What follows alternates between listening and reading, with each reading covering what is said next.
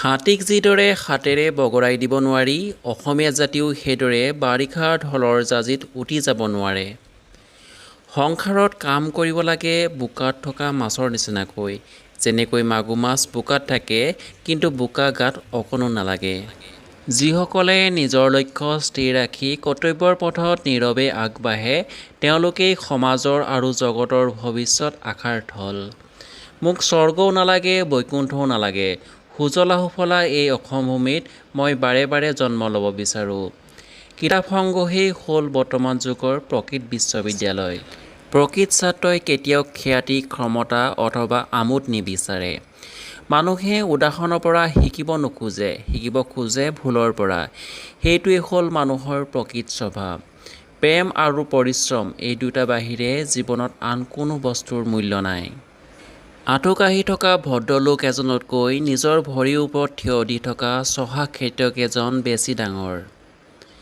আজিৰ কাম কাইলৈ কৰিম বুলি পেলাই নথবা, কাৰণ কাইলৈ তোমাৰ অৱস্থা কি হ'ব তুমি নাজানা। বিনয় হ'ল নকল মুদ্ৰা। একমাত্ৰ মূৰ্খৰ বাহিৰে তাক খৰচ কৰিবলৈ আনে কুণ্ঠাবোধ নকৰে।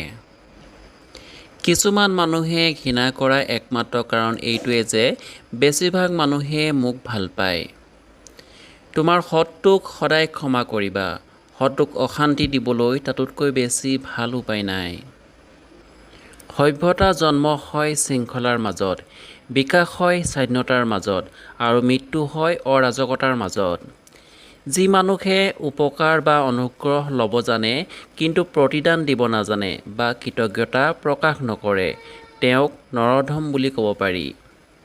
সৰু ফুটাৰ মাজেদি যেনেকৈ পোহৰ দেখা যায়, তেনেকৈ সৰু সুৰা কথাৰ মাজেদি মানুহৰ চৰিত্ৰ মাহাত্মা প্ৰকাশ পায়।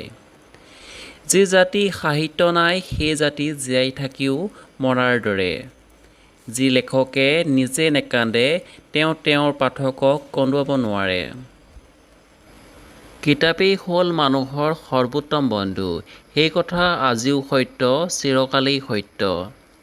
আনে তোমাৰ বিষয়ে ভাল কথা কোৱাটো যদি তুমি বিচৰা, তেন্তে নিজেই নিজৰ বিষয়ে ভাল কথা কেতিয়াও নক'বা। ধন্যবাদ।